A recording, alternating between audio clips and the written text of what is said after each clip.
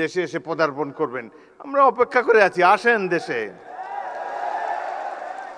দেশে আছেন, দেখা হবে ইনশাল্লাহ রাজপথে। ২৭ বছর বয়সে মুক্তিযুদ্ধ করেছি, এখন ৮২ বছর বয়সে আরেকটা করব বাংলাদেশের জন্য। কেউ কেউ বলতে শুনেছি আমরা কি নির্বাচনের জন্য জীবন বিসর্জন দিয়েছি নাকি। নির্বাচন তো গণতন্ত্রের অনুষঙ্গ। আওয়ামী লীগের দেখেন, তাদের কোনো অনুশোচনা নাই। এত অন্যায়, অবিচার, খুন, গুম, মানি লন্ডারিং, হত্যা, নির্যাতন, আয়নাঘর, এতে তারা কোনো লজ্জাবোধ করে না তো। আবার বলে যে ডিসেম্বর মাসে আসেন, দেশে এসে পদার্পণ করবেন। আমরা অপেক্ষা করে আছি, আসেন দেশে।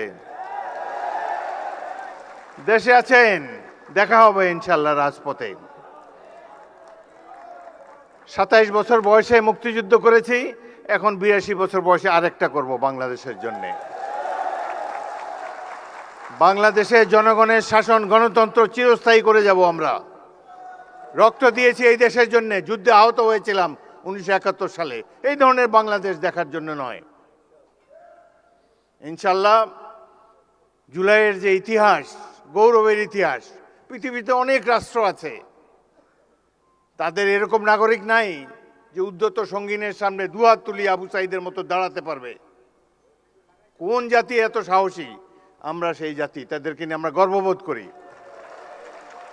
আপনারা যারা এখানে এসেছেন, জুলাই যোদ্ধারা, মন খারাপ করবেন না।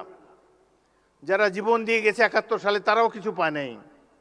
আপনারাও যা প্রাপ্য হয়তো পাবেন না, কিন্তু এই সরকারের কাছ থেকে নিশ্চয়ই সম্মান আপনারা পাবেন। আমরা সেই সম্মান আপনাদেরকে দেব। গরিব দেশে যতটুকু সাধ্য আছে সব কিছু উজাড় করে দেব আপনাদের কল্যাণের জন্যে। বাংলাদেশের এই সরকারের সবচাইতে গুরুত্বপূর্ণ কাজ, জুলাইতে যারা আত্মাহুতি দিয়েছে সেই সব পরিবারের রক্ষণাবেক্ষণ করা, এটাই সবচাইতে পবিত্র দায়িত্ব। যারা আহত, চোখের দৃষ্টি হারিয়েছে, অঙ্গ হারিয়েছে, তাদেরকে সুস্থ করে তোলা এই সরকারের পবিত্র দায়িত্ব। ইনশাল্লাহ আমরা সবাই মিলে সেটি পালন করব।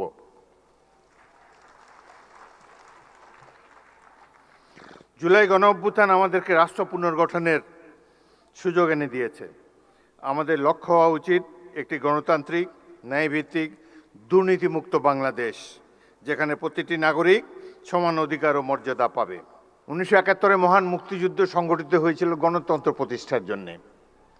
৭১ এই জনযুদ্ধ ছিল গণতন্ত্র প্রতিষ্ঠার যুদ্ধ। একইভাবে জুলাইয়ের এই যুদ্ধ ছিল গণতন্ত্র প্রতিষ্ঠার জন্যে। কেউ কেউ বলতে শুনেছি আমরা কি নির্বাচনের জন্য জীবন বিসর্জন দিয়েছি নাকি। নির্বাচন তো গণতন্ত্রের অনুষঙ্গ। এই দেশে যতদিন গণতন্ত্র থাকবে, সাধারণ মানুষের মত প্রকাশের স্বাধীনতা থাকবে, ততদিনই আমাদের স্বাধীনতা, সার্বভৌমত্ব অক্ষুণ্ণ থাকবে। সুতরাং গণতন্ত্র কোনো হেলাফেলার জিনিস নয়। যাদের জনগণের সামনে দাঁড়াবার শক্তি নাই, যাদের সেই অতীত নাই, জনগণ, জনকল্যাণ যাদের মাথার মধ্যে নাই, তারা নানা ধরনের তত্ত্বে সমাবেশ ঘটাবে।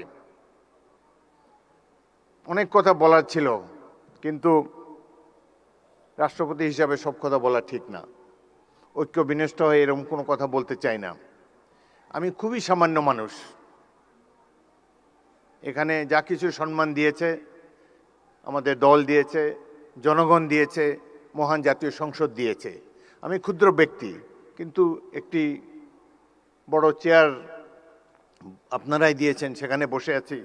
চেয়ারের মর্যাদা যাতে সবসময় থাকে, সেই জন্য, আমার জন্য নয়, চেয়ারের মর্যাদা রক্ষার জন্যে, বাংলাদেশের মর্যাদা রক্ষার জন্যে আমরা প্রত্যেকটি নাগরিক সচেতন থাকব।